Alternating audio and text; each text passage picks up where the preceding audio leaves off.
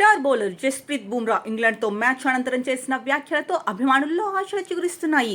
అతడు ఈ సిరీస్లో 3 కంటే ఎక్కువ మ్యాచ్లు ఆడే అవకాశం ఉందని ఆనందం వ్యక్తం చేస్తున్నారు. బుమ్రా తొలి ఇన్నింగ్స్లో 83 పరుగులు ఇచ్చి 5 వికెట్లు తీసుకున్నాడు. మిగతా బౌలర్లు మాత్రం మరో 5 వికెట్లు తీయడానికి 382 పరుగులు సమర్పించుకున్నారు. తన అద్భుత ప్రదర్శన అనంతరం బుమ్రా మాట్లాడిన వీడియోను బీసీసీఐ తన సోషల్ మీడియా ఖాతాలో పోస్ట్ చేసింది. ఇంగ్లాండ్ లో వాతావరణం బాగుందంటూ బుమ్రా అందులో అన్నాడు, ఇది చాలా బాగుంది. భారత్ లో కన్నా ఇక్కడ కాస్త చల్లగా ఉంది. నేను ఉత్సాహంగా ఉన్నాను కాబట్టి మంచి విషయాలు జరుగుతాయని ఆశిస్తున్నా అని బుమ్రా మాట్లాడాడు.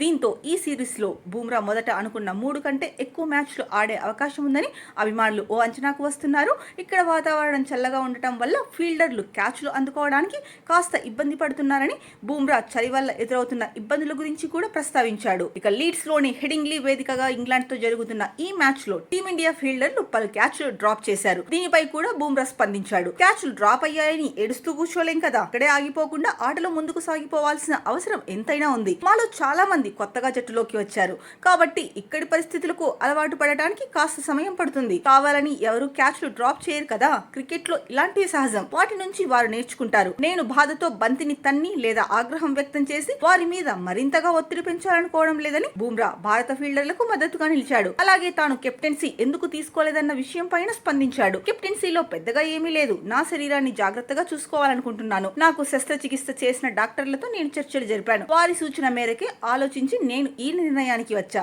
కెప్టెన్సీ తీసుకుంటే నేను ప్రతి మ్యాచ్ లోనూ ఆడాల్సి ఉంటుంది.